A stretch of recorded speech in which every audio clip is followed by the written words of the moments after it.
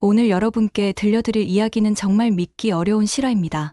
미국 와이오밍주에서 7살 소년이 거대한 독수리에게 납치당할 뻔한 순간, 은퇴한 군견 한 마리가 보여준 용기와 사랑의 기적, 그리고 그 순간 일어난 두 번의 기적이 온 세상을 울렸습니다.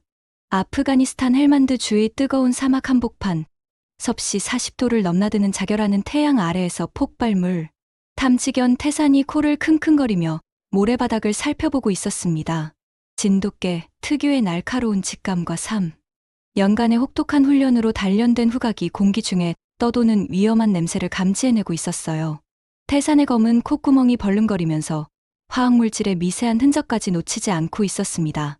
태산이 특정 지점에서 멈춰 서더니 앞발로 땅을 2번 긁고 엉덩이를 바닥에 붙였습니다. 이것은 폭발물을 발견했다는 신호였어요. 핸들러인 잭 상사가 즉시 손을 들어 올려 부대원들을 멈춰 세웠습니다. 모두 정지. 태산이가 뭔가 찾았어. 모든 인원 후방으로 대피. 잭 상사의 목소리에는 긴장감이 배어 있었지만 동시에 태산에 대한 절대적인 신뢰가 담겨 있었습니다. 태산의 검은 눈동자가 진지하게 빛나고 있었습니다. 이 개는 지난 3년간 아프가니스탄 전선에서 수백 명의 미군과 민간인들의 생명을 구해온 전설적인 영웅이었거든요. 부대원들은 태산의 판단을 한 번도 의심한 적이 없었고 태산 역시 그 믿음을 저버린 적이 없었습니다. 태산이 발견한 폭발물 덕분에 지금까지 단 한 명의 사상자도 없이 임무를 수행해왔어요. 하지만 그날은 뭔가 달랐습니다. 태산의 예민한 감각이 평소보다 더 강한 위험, 신호를 감지하고 있었어요. 머리털이 곤두서고 온몸에 긴장이 감돌았습니다. 이번 급조 폭발물은 지금까지 만났던 것들과는 차원이 다른 위험성을 내포하고 있었거든요. 폭발물 제거반이 현장에 도착해서 정밀 조사를 시작했습니다. 이거 예상보다 훨씬 크네요. 폭발 반경이 최소 50m는 될 것 같습니다. 폭발물 전문가가 땀을 닦으며 말했어요. 부대원들이 더 멀리 대피하기 시작했지만 막내 병사 마이크가 뒤처져 있었습니다. 21살의 마이크는 입대한 지 겨우 6개월 된 신병이었어요. 긴장한 나머지 발을 헛디디면서 넘어져 발목을 삐끗했습니다. 아야, 마이크가 고통스러워하며 바닥에 주저앉았어요. 잭 상사가 급히 달려가서 마이크를 부축해 일으키려고 했습니다. 괜찮아? 일어날 수 있어. 하지만 마이크의 발목이 심하게 부어올라서 혼자서는 걷기 어려운 상태였어요. 바로 그 순간 폭발물 제거 작업 중에 예상치 못한 사고가 발생했습니다. 전선 하나가 잘못 건드려지면서 폭발물이 예정보다 일찍 작동하기 시작한 거예요. 삐삐삐. 폭발물에서 경고음이 울려 퍼지기 시작했습니다. 모두 엎드려. 폭발한다. 폭발물 전문가가 절규하듯 소리쳤어요.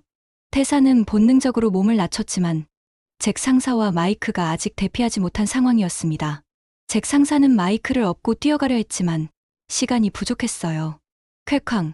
엄청난 폭발음과 함께 세상이 하얗게 변했습니다. 모래와 돌 조각들이 사방으로 튀어나가면서 마치 거대한 모래 폭풍이 일어난 것 같았어요. 폭발의 충격파가 태산의 몸을 강타했고 뜨거운 파편 하나가 태산의 옆구리를 스쳐 지나가면서 깊은 상처를 남겼습니다. 하지만 정작 태산을 무너뜨린 건 물리적인 상처가 아니었습니다. 귀가 멍멍해진 상태에서 연기가 거치고 나서 태산이 본 광경이 문제였어요. 자신을 그토록 아껴주고 사랑해주던 잭 상사가 피투성이가 되어 쓰러져 있었고 막내 마이크는 의식을 잃은 채 생사를 알 수 없는 상태로 누워 있었거든요. 잭, 태산이 미친 듯이 잭 상사에게 달려가서 코로 얼굴을 찔러댔지만 아무런 반응이 없었습니다. 평소처럼 태산아, 잘했어라고 말해주며 머리를 쓰다듬어 주지도 않았어요. 태산의 목구멍 깊은 곳에서 절망적인 울음소리가 터져 나왔습니다. 그날 이후 태산의 삶은 완전히 달라졌습니다. 음식도 제대로 먹지 않았고 밤마다 악몽에 시달렸어요. 꿈속에서는 계속해서 그날의 폭발 장면이 반복되었고 잭 상사와 마이크의 모습이 나타나서 왜 우리를 지켜주지 못했느냐고 책망하는 것 같았습니다. 다른 핸들러와는 전혀 호흡이 맞지 않았고 폭발물 냄새만 맡으면 몸을 떨며 뒤로 물러서기 시작했어요. 한때 최고의 탐지견이었던 태산은 더 이상 임무를 수행할 수 없는 상태가 되어버렸습니다. 군 수의사는 태산이 심각한 외상 후 스트레스 장애를 앓고 있다고 진단했어요. 이 개는 전쟁의 상처가 너무 깊습니다. 전문적인 치료가 필요해요. 결국 태산은 조기 전역하게 되었고 미국 본토의 한 가정에 입양되기로 했습니다. 미국 와이오밍주 잭슨홀, 로키 산맥의 웅장한 자락에 자리 잡은 이 작은 마을에 태산이 도착한 건 11월의 어느 쌀쌀한 오후였습니다. 눈 덮인 티턴 산맥의 봉우리들이 파란 하늘과 극명한 대조를 이루며 숨막히는 장관을 연출하고 있었지만 태산에게는 그저 낯설고 이협적인 풍경일 뿐이었어요. 아프가니스탄의 메마른 사막과는 완전히 다른 이곳의 차가운 공기와 하얀 눈이 태산을 더욱 위축시켰습니다. 태산을 입양한 건 데이비드와 사라 부부였습니다. 데이비드는 그랜드 티턴 국립공원에서 15년째 근무하고 있는 베테랑 레인저였고, 사라는 지역 초등학교에서 특수교육을 담당하는 교사였죠. 이들에게는 7살 된 아들 리오가 있었는데, 리오는 자폐 스펙트럼 장애로 인해 지금까지 단 한마디의 말도 해본 적이 없었습니다. 태산아, 우리 집에 온 걸 진심으로 환영해. 이제부터 여기가 내 집이야. 데이비드가 무릎을 굽혀 태산의 눈높이에 맞춰서 부드럽게 말했지만 태산은 대답 대신 거실, 구석으로 몸을 움츠렸어요. 낯선 환경, 낯선 사람들, 낯선 냄새들. 모든 게 태산에게는 위협적으로 느껴졌거든요. 사라가 조심스럽게 태산에게 다가가면서 말했습니다. 우리가 태산이의 과거에 대해서 들었어. 정말 힘들었겠구나. 하지만 이제는 안전해. 아무도 태산이를 해치지 않을 거야. 하지만 태산의 눈빛은 여전히 경계심으로 가득했어요. 리오는 거실 한쪽 구석에서 색깔별로 정리된 블록들을 가지고 혼자만의 놀이에 몰두하고 있었습니다. 다른 아이들과는 달리 리오는 새로 온 개에게 관심을 보이지 않는 것처럼 보였어요. 아니, 정확히는 관심을 표현할 방법을 몰랐던 거죠. 리오의 세상은 오로지 자신만의 엄격한 규칙과 예측 가능한 패턴으로 이루어져 있었거든요. 첫 며칠은 정말 고통스러웠습니다. 태산은 밤마다 악몽에 시달렸고 꿈속에서 폭발음이나 총소리가 들릴 때마다 비명을 지르며 깨어났어요. 그럴 때마다 온몸이 식은땀에 젖어 있었고 가슴이 두근거려서 숨을 제대로 쉬지 못했습니다. 데이비드와 사라는 태산을 진정시키려고 노력했지만 태산은 누구의 손길도 거부했어요. 태산은 낮에도 불안정한 모습을 보였습니다. 문이 갑자기 닫히는 소리나 자동차 엔진 소리만 들어도 몸을 떨며 숨을 곳을 찾았어요. 산책을 나가자고 해도 현관문 앞에서 멈춰 서서 나가려 하지 않았습니다. 바깥 세상이 여전히 위험하다고 느끼고 있었거든요. 어느 날 밤, 또다시 폭발 장면이 나오는 악몽에서 깨어난 태산이 거친 숨을 몰아쉬고 있을 때였어요. 어둠 속에서 작고 조심스러운 발자국 소리가 들렸습니다. 리오가 자신의 침실에서 나와서 조용히 태산에게 다가오고 있었거든요. 리오는 아무 말 없이 태산 옆에 바닥에 앉았습니다. 그리고는 자신이 가장 아끼는 갈색 곰인형을 태산 앞에 살짝 밀어놓았어요. 이 곰인형은 리오가 불안하거나 무서울 때마다 안고 자는 특별한 친구였습니다. 리오 나름대로 태산에게 위로를 표현한 거였죠. 태산은 처음엔 경계했지만 리오에게서 나오는 순수하고 평온한 기운을 감지하기 시작했습니다. 리오는 다른 사람들처럼 시끄럽지도 않았고 억지로 친해지려고 강요하지도 않았어요. 그저 조용히 곁에 있어줄 뿐이었죠. 리오의 규칙적인 호흡소리와 차분한 에너지가 태산의 마음을 조금씩 안정시켜 주었습니다. 그 순간부터 뭔가가 미묘하게 바뀌기 시작했습니다. 태산은 리오 곁에서만은 마음의 안정을 찾을 수 있었어요. 리오의 예측 가능한 일상 패턴과 변화를 싫어하는 성향이 태산에게는 오히려 큰 위안이 되었거든요. 매일 같은 시간에 일어나고 같은 순서로 아침을 먹고 같은 자리에서 블록을 가지고 놀이하는 리오의 모습이 태산에게는 안전함을 의미했어요. 리오 역시 태산에게 특별한 감정을 느끼고 있었습니다. 말로 표현하지는 못했지만 태산의 슬프고 아픈 눈동자에서 자신과 비슷한 아픔과 외로움을 읽어낸 거예요. 둘 다 세상과 소통하는데 어려움을 겪고 있었고 그래서 더욱 서로를 이해할 수 있었던 거죠. 시간이 지나면서 태산과 리오는 놀라운 무언의 교감을 보여주기 시작했습니다. 리오가 새로운 상황이나 변화로 인해 불안해하면 태산이 슬그머니 다가가서 머리를 리오의 무릎에 올려놓았고 태산이 악몽에 시달리며 떨고 있으면 리오가 침실에서 나와서 곁으로 와서 조용히 손을 올려주었어요. 데이비드와 사라는 이런 두 친구의 특별한 관계를 보며 깊은 감동을 받았습니다. 저 둘은 서로가 진짜 필요한 존재구나. 사라가 남편에게 속삭였어요. 말이 통하지 않아도 마음과 마음은 완벽하게 통하는 것 같아. 태산은 여전히 다른 사람들과는 거리를 두었지만 리오만은 완전한 예외였습니다. 리오가 학교에서 돌아오면 태사는 꼬리를 살짝 흔들며 현관에서 맞이했고, 리오가 밤에 잠들 때까지 침대 옆에서 지켜주었어요. 둘은 서로의 유일하고 특별한 세상이 되어가고 있었습니다. 5월의 어느 완벽하게 화창한 주말, 데이비드 가족은 그랜드 티턴 국립공원의 가장 아름다운 명소 중 하나로 피크닉을 떠나기로 결정했습니다. 태산과 리오 모두 새로운 환경에 대한 본능적인 불안감이 있었지만 서로가 함께한다는 사실 하나만으로도 그 불안감을 충분히 이겨낼 수 있었어요. 지난 몇 개월 동안 쌓아온 서로에 대한 신뢰가 이런 도전을 가능하게 만들었거든요. 오늘은 정말 완벽한 피크닉 날씨네요. 데이비드가 차창을 활짝 내리며 상쾌한 산바람을 깊이 들이마셨습니다. 로키 산맥의 웅장한 봉우리들이 구름 한 점 없는 파란 하늘을 배경으로 장관을 이루고 있었고, 공기는 소나무 향기와 야생화 냄새로 가득했어요. 태사는 차 뒷좌석에서 리오 바로 옆에 얌전히 앉아 있었습니다.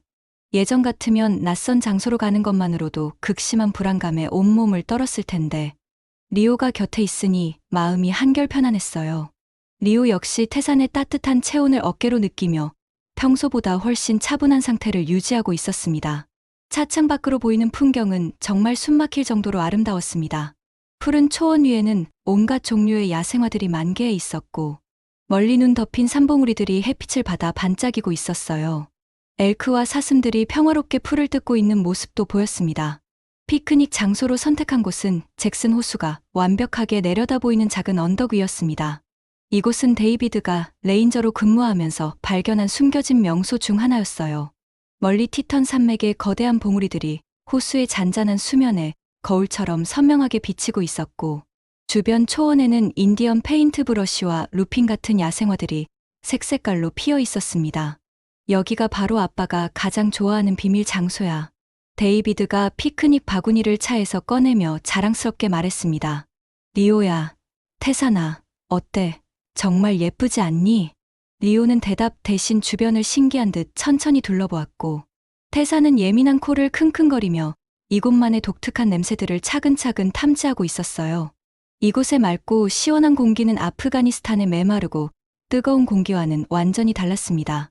소나무와 전나무에서 풍기는 상쾌한 향기, 호수에서 불어오는 촉촉한 바람 냄새, 그리고 온갖 야생화들의 달콤한 향기가 태산의 긴장된 신경을 자연스럽게 풀어주었어요.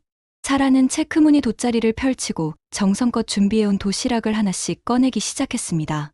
리오야, 내가 제일 좋아하는 땅콩버터 샌드위치 특별히 많이 가져왔어. 리오는 여전히 말로 대답하지는 않았지만 엄마가 건네는 음식을 조용히 받아들이며 작은 미소를 지었어요. 태사는 리오 바로 옆에 편안하게 누워서 주변을 차분하게 관찰하고 있었습니다. 군견으로서의 오랜 훈련으로 몸에 밴 경계 본능이 아직 완전히 사라지지는 않았지만 이곳은 전쟁터가 아니라 평화롭고 안전한 국립공원이었고 위험할 만한 요소는 전혀 보이지 않았어요. 하지만 태산의 예민하게 발달된 감각이 뭔가 평범하지 않은 것을 포착하기 시작했습니다. 하늘 저 높은 곳에서 들려오는 규칙적인 날갯짓 소리였어요. 태산이 천천히 고개를 들어 파란 하늘을 바라보니 거대한 새 한 마리가 상공을 넓은 원을 그리며 천천히 선회하고 있었습니다. 그것은 바로 검독수리였습니다. 날개를 완전히 펼쳤을 때의 길이가 2미터를 훌쩍 넘는 거대한 맹금류였죠.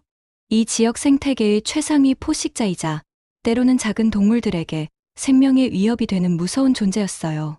검독수리는 보통 토끼나 작은 사슴, 심지어 어린 양까지도 사냥하는 것으로 유명했습니다. 독수리는 마치 아래쪽에서 무언가 흥미로운 것을 발견한 듯 점점 더 낮은 고도로 내려오면서 선회를 계속하고 있었습니다. 태산의 예리한 직감이 뭔가 평범하지 않다고 강하게 경고하기 시작했어요. 아프가니스탄에서 생사를 가르는 수많은 상황을 겪으며 단련된 위험, 감지 능력이 다시 한번 깨어나고 있었거든요. 저기 저 큰 독수리 좀 봐요. 데이비드가 평소 업무용으로 사용하던 쌍안경을 꺼내서 하늘을 자세히 관찰했습니다. 정말 엄청나게 크네요. 저런 대형 독수리가 이 근처에 서식하고 있다니 놀랍습니다. 사라도 호기심을 보이며 고개를 들어 하늘을 바라봤지만 그저 자연스러운 야생동물의 모습으로만 여기고 있었어요. 독수리야, 원래 이런 산악지대에 살잖아요. 우리 같은 관광객들이 특별히 걱정할 건 없을 거예요. 하지만 태산의 생각은 완전히 달랐습니다. 독수리의 비행 패턴을 면밀히 관찰한 결과 그 독수리는 단순히 하늘을 유유히 나는 게 아니라 분명히 특정한 목표물을 염두에 두고 움직이고 있었거든요. 선회하는 반경이 점점 좁아지고 있었고 고도도 계속해서 낮아지고 있었습니다. 점심 식사를 맛있게 마친 데이비드 가족은 각자 편안한 휴식 시간을 보내기 시작했습니다. 데이비드는 체크무늬 돗자리 위에 편안하게 누워서 야구 모자를 얼굴에 덮고 따뜻한 봄볕을 즐기며 낮잠에 빠져들었고, 사라는 그늘진 곳에 기대 앉아서 평소에 읽고 싶었던 소설책을 펼쳐놓고 여유로운 독서 시간을 갖고 있었어요. 이런 평화로운 가족 시간은 정말 오랜만이었습니다. 리오는 아빠가 특별히 가져다준 작은 장난감 헬리콥터를 두 손으로 소중히 들고 자신만의 세계에 완전히 몰입해 있었습니다. 자폐 스펙트럼 장애를 가진 아이들의 특성상 리오는 반복적이고 예측 가능한 놀이를 특히 좋아했는데, 헬리콥터의 작은 프로펠러가 햇빛을 받아 반짝이며 돌아가는 모습을 지켜보는 것만으로도 충분히 만족하고 행복했어요. 햇빛이 금속으로 만들어진 프로펠러에 반사되어 다이아몬드처럼 반짝반짝 빛이 나자 리오의 눈동자가 더욱 또렷하게 빛났습니다. 그 아름다운 반짝임에 완전히 매료된 리오는 그 빛을 더 자세히 보고 싶어서, 그리고 혹시 다른 각도에서 보면 더 예쁜 빛이 나올지 궁금해서 천천히 자리에서 일어났어요.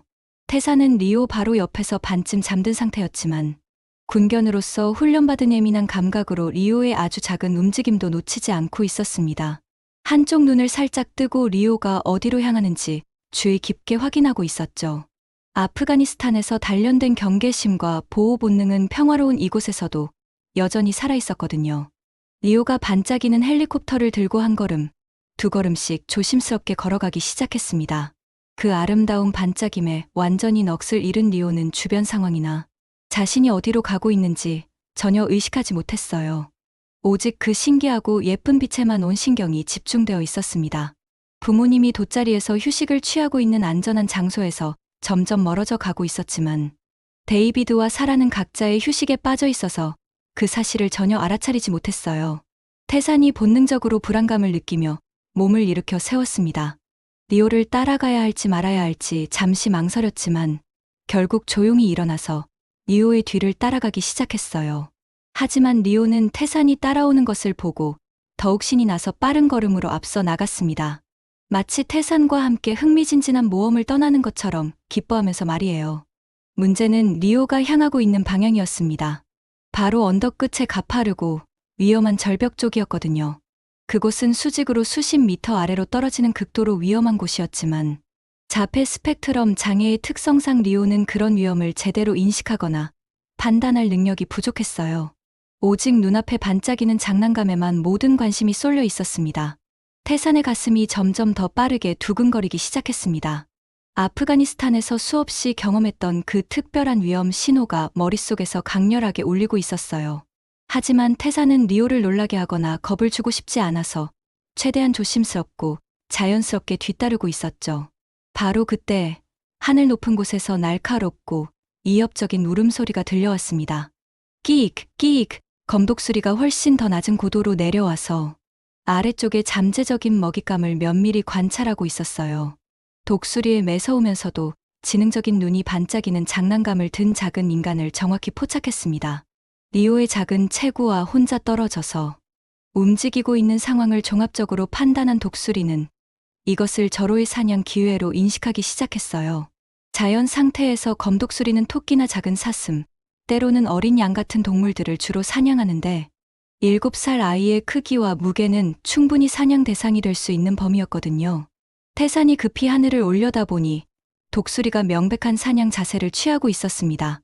넓게 펼쳐져 있던 날개를 몸에 바짝 붙이고 부리를 아래쪽으로 향한 채 급강하 준비를 완료하는 모습이었어요. 태산의 온몸에 소름이 쫙 돋으면서 모든 근육이 긴장으로 단단해졌습니다. 위험해, 매우 위험해. 태산의 뇌리에 강렬한 경고음이 울렸지만 아직 리오는 하늘에서 벌어지고 있는 위험한 상황을 전혀 눈치채지 못하고 있었어요. 여전히 반짝이는 헬리콥터만 바라보며 절벽의 가장자리에서 불과 몇 걸음 떨어지지 않은 곳까지 다가가고 있었거든요. 데이비드와 사라는 여전히 각자의 휴식에 푹 빠져 있었고, 이 급박하고 위험천만한 상황을 전혀 모르고 있었습니다. 이 순간 태산만이 유일하게 다가오는 재앙의 크기와 심각성을 정확히 파악하고 있었어요. 검독수리가 마침내 날개를 완전히 몸에 붙이고 무서운 속도의 급강하를 시작했습니다. 시속 200km에 가까운 번개 같은 속도로 무방비 상태의 리오를 향해 일직선으로 돌진하고 있었어요. 거대한 발톱이 리오의 어깨를 향해 뻗어지고 있었습니다. 모든 일이 단 몇 초 사이에 동시다발적으로 벌어졌습니다. 검독수리가 리오를 향해 무서운 속도로 급강하하는 바로 그 순간, 태산의 몸이 의식보다 먼저 번개같이 반응했어요. 아프가니스탄의 수많은 생사를 가르는 순간들 속에서 단련된 군견의 강철 같은 본능이 폭발적으로 깨어나면서 태산은 총알보다도 빠른 속도로 앞으로 뛰어나갔습니다. 리오는 여전히 햇빛에 반짝이는 장난감 헬리콥터에만 완전히 집중한 채 절벽, 가장자리에서 불과 서너 걸음밖에 떨어지지 않은 극도로 위험한 곳에 서 있었어요. 하늘에서 거대한 검은 그림자가 무섭도록 빠른 속도로 자신을 향해 내려오고 있다는 무서운 사실을 전혀 모른 채 말이죠. 독수리의 날카롭고 강력한 발톱이 리오의 작은 어깨를 향해 정확히 조준되어 뻗어지는 바로 그 찰나의 순간, 태산이 온 힘을 다해 허공으로 높이 뛰어올랐습니다. 마치 시간이 완전히 멈춘 것 같은 신비로운 순간이었어요. 태산의 몸이 중력을 거스르며 공중에 떠있는 그 짧은 순간 동안 독수리와 태산의 눈이 정면으로 마주쳤습니다. 독수리는 갑자기 나타난 예상치 못한 방해꾼에게 크게 당황했지만 이미 시속 200km의 속도로 급강하하고 있던 상황에서는 방향을 바꾸거나 멈출 수가 없었어요. 태산 역시 이제 와서 뒤돌아갈 수는 없었습니다. 오직 리오를 반드시 지켜내겠다는 강철 같은 의지뿐이었거든요. 쿵! 태산이 독수리의 거대한 몸에 정면으로 강하게 부딪혔습니다. 엄청난 충격과 함께 독수리는 원래 목표였던 리오를 낚아챌 수 없게 되었고, 대신 태산과 함께 뒤엉킨 채로 절벽 아래로 빠르게 굴러 떨어지기 시작했어요. 끼익, 끼익. 독수리가 놀라움과 분노가 섞인 날카로운 울음소리를 내며 거대한 날개를 필사적으로 펼쳐보려 했지만, 태산이 독수리의 굵은 다리를 강력한 턱 힘으로 단단히 물고 절대 놓아주지 않았습니다.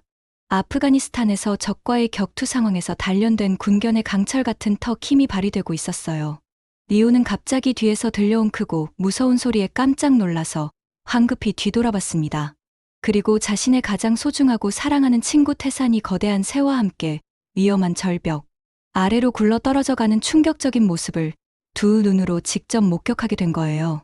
데이비드와 사라도 갑작스럽게 터진 큰 소리와 독수리의 날카로운 울음소리에 놀라서 잠에서 깨어나 급히 일어났습니다. 무슨 일이야? 무슨 소리였지? 데이비드가 주변을 급히 둘러보다가 절벽 근처에 혼자 서서 떨고 있는 리오를 발견했어요. 리오, 사라가 공포에 찬 비명을 지르며 아들에게 전력으로 달려갔습니다. 그리고 절벽 아래를 내려다보니 태산과 거대한 독수리가 바위와 나무들 사이에서 격렬하고 치열한 생존 경쟁을 벌이고 있는 모습이 보였어요. 태산과 독수리는 절벽 중간쯤에 있는 넓은 바위턱에 떨어져서 서로의 생명을 건 처절한 사투를 시작했습니다. 독수리는 날개를 완전히 펼쳤을 때 길이가 2m 40cm가 넘는 거대한 맹금류였고, 태산은 중형견 크기의 진돗개였죠. 단순히 크기와 무게만을 비교해보면 독수리가 압도적으로 유리한 상황이었어요. 독수리가 자신의 가장 강력한 무기인 거대한 날개로 태산을 세게 내리쳤습니다. 태산은 그 강한 충격에 비틀거렸지만 결코 쓰러지지 않았어요. 오히려 더욱 굳은 의지로 독수리의 다리를 물고 있었습니다.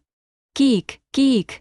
독수리가 분노와 고통이 섞인 절규에 가까운 울음소리를 내며 날카로운 부리로 태산의 등과 머리 부분을 연속으로 쪼아댔어요. 태산의 털이 뜯어져 나가고 붉은 피가 흘러내렸지만 태산은 절대로 포기하지 않았습니다. 리오를 지켜내야 한다는 신념, 아프가니스탄에서 동료들을 지키지 못했던 그 뼈아픈 후회와 죄책감이 이번에는 리오만큼은 반드시 지켜내겠다는 불굴의 의지로 완전히 바뀌었거든요. 절벽 중턱의 거친 바위턱에서 벌어지는 생사를 건 사투는 시간이 지날수록 더욱 치열하고 격렬해졌습니다. 검독수리는 자신이 태어날 때부터 가지고 있던 가장 강력한 무기인 거대한 날개를 최대한 활용해서 태산을 완전히 제압하려고 했어요. 날개 하나하나의 크기가 태산의 몸집과 비슷할 정도로 거대했고, 그 날개로 내리치는 힘은 어른 남자의 주먹보다도 훨씬 강했거든요. 태산은 독수리의 무서운 공격을 받으면서도 절대 물러서지 않았습니다. 아프가니스탄에서 적군과의 격투 상황에 대비해 수없이 반복했던 훈련들이 위기의 순간에 몸에 밴 대로 자연스럽게 나오고 있었어요. 독수리가 거대한 날개로 위에서 내리칠 때마다 태사는 재빠르게 몸을 낮춰서 충격을 최소화했고, 동시에 독수리의 다리를 더욱 강하게 물어서 움직임을 제한시켰습니다. 하지만 독수리도 이 지역 생태계의 최상위 포식자답게 만만한 상대가 아니었어요. 날카롭고 강력한 부리가 태산의 왼쪽 어깨를 깊숙이 찔러서 관통했습니다. 태산이 고통스러운 신음을 억지로 참으며 몸을 비틀거렸어요. 독수리는 이 절호의 기회를 놓치지 않고 더욱 맹렬하고 공격적으로 덤벼들었습니다. 바로 그 순간 태산의 머릿속에 번개처럼 기가 막힌 아이디어가 떠올랐습니다. 독수리의 가장 큰 장점이자 가장 강력한 무기가 바로 그 거대한 날개라면, 반대로 그 날개를 완전히 무력화시킬 수 있다면 상황을 완전히 뒤바꿀 수 있을 거라는 생각이 든 거예요. 태사는 아프가니스탄에서 배웠던 게릴라 전술의 핵심을 떠올렸습니다. 바로 적의 장점을 역이용해서 약점으로 만드는 것이었죠. 태산이 갑작스럽게 전술을 바꿔서 독수리를 물고 있던 입의 방향을 조금 바꾼 다음 바위턱의 가장자리를 향해 자신의 몸을 과감하게 던졌습니다. 독수리는 예상치 못한 태산의 행동에 균형을 잃고 태산과 함께 바위턱에서 더 아래쪽으로 굴러떨어지기 시작했어요. 하지만 이것은 태산이 치밀하게 계산하고 의도한 행동이었습니다. 절벽 아래쪽 중간 지점에는 수십 년 동안 자라온 울창한 소나무와 전나무들, 그리고 그 나무들 사이사이에 빽빽하게 얽혀있는 덤불과 나뭇가지들이 복잡한 미로처럼 얽혀있는 구역이 있었거든요. 태산은 바로 그 지점을 정확히 노리고 있었어요. 독수리의 거대한 날개가 그 복잡한 나뭇가지들에 완전히 걸리도록 유도하려는 것이었습니다. 쿵! 두 마리가 함께 덤불과 나뭇가지들이 얽힌 구역으로 떨어졌습니다. 태산의 예상이 정확히 맞아떨어졌어요. 독수리의 커다란 날개가 여러 개의 굵은 나뭇가지들 사이에 복잡하게 엉켜버렸습니다. 독수리가 아무리 힘을 써서 날개를 퍼덕이고 몸부림을 쳐도 나뭇가지에서 빠져나올 수 없었어요. 끼익, 끼익. 독수리가 절망적이고 분노에 찬 울음소리를 내며 필사적으로 몸부림쳤지만 몸부림을 칠수록 오히려 나뭇가지에 더 깊이 얽혀들어갔어요. 하늘을 자유롭게 나는 것이 최대 장점이었던 거대한 날개가 이제는 오히려 독수리의 발목을 잡는 치명적인 약점이 되어버린 거였죠. 태사는 이 결정적인 기회를 절대 놓치지 않았습니다. 독수리의 목 아래쪽 급소 부분을 정확하고 강력하게 물어서 독수리의 모든 움직임을 완전히 제압했어요. 아프가니스탄에서 배운 군견 제압술의 핵심은 상대방이 절대로 저항할 수 없도록 급소를 정확히 공략하는 것이었거든요. 독수리가 시간이 지날수록 점점 힘을 잃어갔습니다. 처음에는 격렬하게 저항하고 반격을 시도했지만 날개가 나뭇가지에 완전히 얽힌 상태에서는 제대로 된 공격이나 반격이 전혀 불가능했어요. 태산의 치밀하고 영리한 전략이 완벽하게 성공한 거였습니다. 하지만 태산의 상태도 결코 좋지 않았습니다. 독수리의 날카로운 부리와 강력한 발톱에 여러 군데 깊은 상처를 입었고, 특히 왼쪽 어깨 부분의 상처가 상당히 깊어서 붉은 피가 계속해서 흘러나오고 있었어요. 태산의 거친 숨소리도 점점 더 약해지고 있었습니다. 절벽 위에서 이 모든 생사를 건 격투 장면을 지켜보던 리오의 마음속 깊은 곳에서 지금까지 한 번도 경험해 본 적 없는 강렬하고 복잡한 감정들이 폭풍처럼 몰아치고 있었습니다. 자신의 가장 소중하고 사랑하는 친구 태산이 자신을 구하기 위해 점점 힘없이 쓰러져가는 모습을 두 눈으로 직접 목격하면서 리오는 생전 처음으로 극도의 절망감과 무력감, 그리고 태산을 향한 간절한 사랑이 뒤섞인 감정의 쓰나미를 경험하고 있었어요. 리오는 태어나서 지금까지 7년 동안 단 한 번도 의미 있는 말을 해본 적이 없었습니다. 자폐 스펙트럼 장애의 특성으로 인해 언어 표현 능력이 정상적으로 발달하지 못했고, 부모님이나 의사들도 리오가 언제쯤 말을 할 수 있을지 확신하지 못하고 있었거든요. 하지만 지금 이 순간, 태산이 자신의 생명을 희생해가면서까지 자신을 지키려고 하는 모습을 보니 리오의 가슴 깊숙한 곳에서 뭔가 뜨겁고 강렬한 것이 용암처럼 끓어오르고 있었어요. 태산이가 정말 위험해. 태산이가 죽을지도 몰라. 리오의 뇌리에 이런 생각들이 번개처럼 빠르게 스쳐 지나갔습니다. 하지만 여전히 리오의 입에서는 어떤 소리도 나오지 않았어요. 말하고 싶은 마음은 간절했지만 방법을 모르는 답답함과 절망감이 리오의 작은 가슴을 짓누르고 있었습니다. 태산은 덤불 속에서 독수리를 완전히 제압한 상태였지만 과다출혈과 극심한 체력 소모로 인해 의식이 점점 흐려져 가고 있었습니다. 몸에서 생명력이 서서히 빠져나가고 있는 게 느껴졌어요. 그래도 태사는 마지막 순간까지 독수리를 놓지 않았습니다. 혹시라도 독수리가 다시 힘을 회복해서 리오를 위협할 가능성을 완전히 차단하기 위해서였어요. 데이비드가 차에서 비상용 구조 로프와 응급처치 키트를 가져와서 절벽 아래로 내려가려고 필사적으로 준비하고 있었어요. 하지만 혼자의 힘으로는 부상당한 태산과 거대한 독수리를 동시에 처리하기에는 역부족인 상황이었습니다. 구조대는 언제 도착한다고 했어? 데이비드가 로프를 몸에 감으면서 사라에게 급하게 물어봤어요. 아직 최소 30분은 더 걸린다고 해요. 사라가 절망적인 목소리로 대답했습니다. 이곳은 국립공원 깊숙한 곳이라 구조대가 오기까지는 상당한 시간이 필요했어요. 30분이라는 시간은 현재 태산의 상태로는 너무나 긴 시간이었습니다. 태산이 그때까지 버틸 수 있을지 아무도 확신할 수 없었거든요. 바로 그때 리오의 목구멍 깊은 곳에서 뭔가 뜨겁고 강렬한 것이 올라오기 시작했습니다. 지난 7년 동안 한 번도 밖으로 나온 적 없는 소리들. 마음속에만 갇혀있던 모든 감정과 생각들이 목끝까지 차올라오고 있었어요. 태산을 향한 간절하고 절실한 사랑이 언어의 벽을 뚫고 나오려고 하고 있었습니다. 리오의 입술이 미세하게 떨리기 시작했어요. 생전 처음으로 의미 있는 소리를 내려고 시도하고 있었거든요. 리오의 작은 얼굴이 온통 빨갛게 달아올랐고 온몸에 힘이 들어갔습니다. 사라가 리오의 평소와는 완전히 다른 이상한 모습을 발견하고 깜짝 놀랐습니다. 리오야? 괜찮니? 무슨 일이야?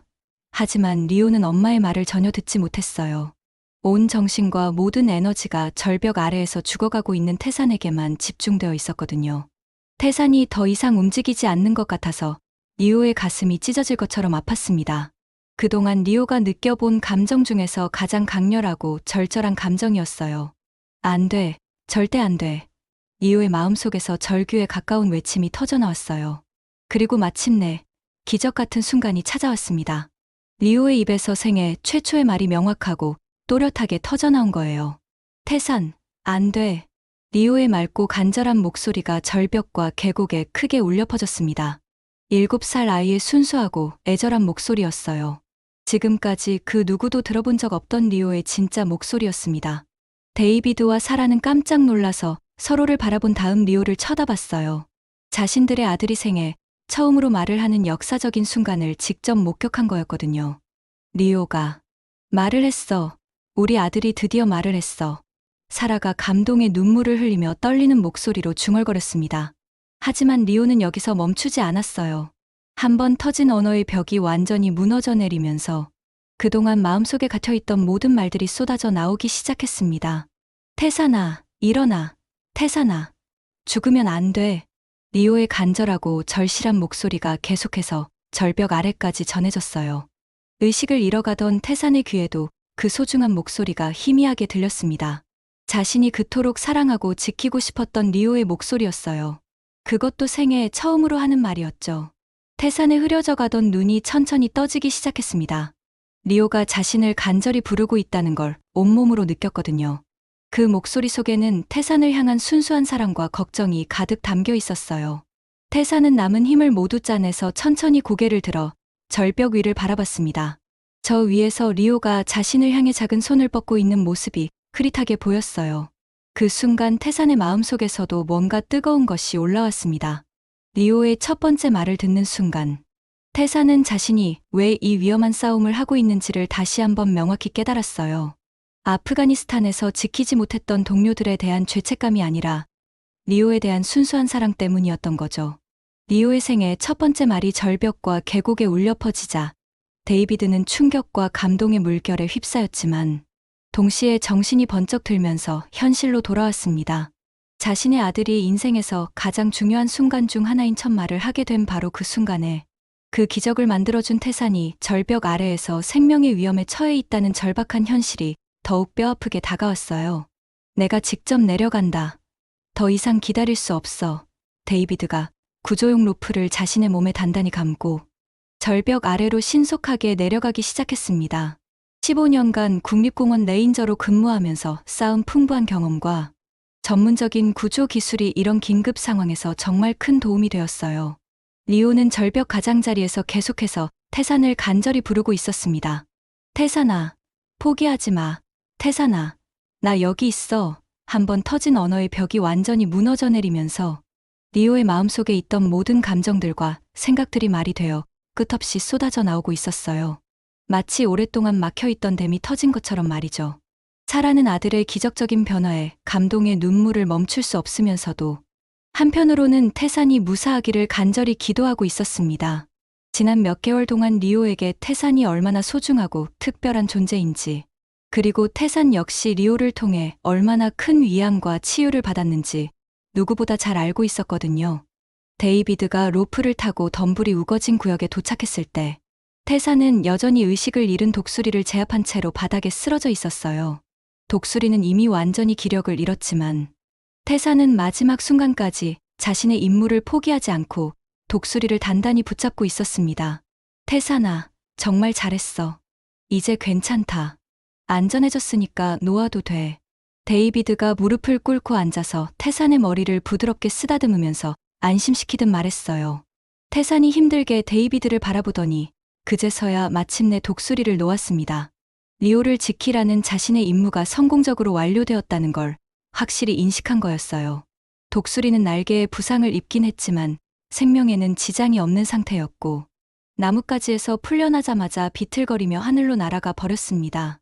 데이비드가 태산을 극도로 조심스럽게 안아 올렸어요.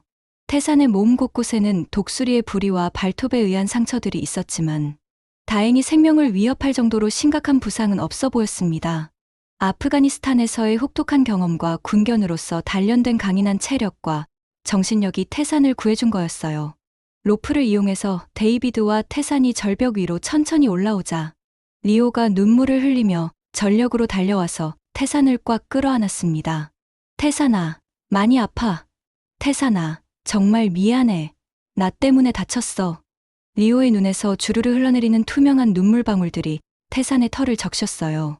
이때까지 리오는 자폐 스펙트럼 장애의 특성상 감정 표현이 극도로 어려워서 한 번도 눈물을 흘린 적이 없었습니다. 기쁨이나 슬픔, 분노 같은 감정들을 겉으로 드러내는 법을 몰랐거든요. 하지만 태산을 향한 깊은 사랑과 걱정, 그리고 안도감이 모든 장벽과 벽을 완전히 무너뜨렸어요. 태산도 리오의 따뜻한 품에 안겨서 힘들게 꼬리를 살짝 흔들었습니다. 몸은 아팠지만 리오가 무사하고 건강하다는 것만으로도 태산에게는 충분했어요. 그리고 리오가 드디어 말을 하게 된 것을 보니 가슴이 벅차오르는 감동을 느꼈습니다. 태산아, 고마워. 정말 고마워. 태산아, 사랑해. 리오가 태산의 머리를 부드럽게 쓰다듬으며 진심이 담긴 말을 했어요. 목소리는 아직 어눌하고 서툴렀지만 그 속에는 진실하고 순수한 마음이 가득 담겨 있었습니다. 데이비드와 사라는 서로의 손을 꼭 잡고 눈물을 흘리며 이 감동적인 순간을 지켜봤어요. 오늘 하루 동안 정말 믿기 어려운 두 번의 커다란 기적이 연달아 일어났거든요. 태산이 목숨을 걸고 리오의 생명을 구해낸 것, 그리고 그 과정에서 리오가 생애 처음으로 말을 하게 된 것 말이에요. 마침내 구조대가 도착했을 때는 이미 모든 위험한 상황이 완전히 정리된 후였습니다. 구조대원들은 태산의 상처를 전문적으로 응급처치해 주었고 가장 가까운 동물병원으로 신속하게 후송했어요. 동물병원에서 정밀한 검사를 받은 결과 태산의 상처들은 처음 걱정했던 것보다는 심각하지 않았습니다. 며칠간 집중적인 치료와 충분한 휴식을 취하면 완전히 회복될 수 있다는 진단을 받았어요. 무엇보다 놀라운 것은 태산의 정신적 트라우마가 상당히 많이 호전된 것 같다는 수의사의 소견이었습니다. 리오는 그날 이후로 매일매일 새로운 단어들을 배우며 계속해서 말을 했어요. 처음에는 태산에게만 말했지만 시간이 지나면서 점점 부모님이나 다른 사람들과도 간단한 대화를 나누기 시작했습니다. 태산을 구하겠다는 간절하고 절실한 마음이 언어의 모든 벽을 완전히 허물어버린 거였어요. 일주일 후 태산이 집으로 돌아왔을 때 리오는 현관 앞에서 꽃다발을 들고 기다리고 있었습니다. 태산아, 집에 돌아온 걸 진심으로 환영해. 보고 싶었어. 리오가 환한 미소를 지으며 명확하고 또렷하게 말했어요. 태산도 꼬리를 힘차게 흔들며 리오에게 달려가서 반가운 인사를 했습니다. 둘이 다시 함께 있을 수 있다는 기쁨과 안도감이 온몸으로 전해졌어요. 그날 밤, 리오는 태산 바로 옆에 누워서 속삭이듯 말했습니다. 태산아, 너 때문에 내가 말할 수 있게 됐어. 너 때문에 내 마음을 표현할 수 있게 됐어. 정말 고마워. 태산은 리오의 작은 손을 부드럽게 핥아주며 답했어요. 두 친구는 말 그대로 서로를 구원해준 거였습니다. 태산은 리오의 소중한 생명을 위험에서 구해냈고, 리오는 태산에게 새로운 삶의 의미와 목적을 선물해 주었어요. 전쟁의 상처로 고통받던 영웅과 세상과 소통하지 못하던 아이가 서로의 무조건적인 사랑으로 완전히 치유된 아름답고 감동적인 이야기였습니다. 데이비드와 사라는 그날의 놀라운 사건을 지역 신문과 방송국에 알렸고, 태산의 용감하고 헌신적인 행동이 전국적으로 널리 알려지게 되었습니다.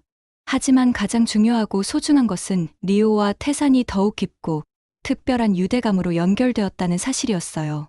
앞으로도 이 두 친구는 함께 성장하고 함께 행복해 할 것입니다. 서로가 있기 때문에 어떤 어려움이나 시련도 충분히 이겨낼 수 있다는 확고한 믿음과 신뢰를 가지고 말이에요.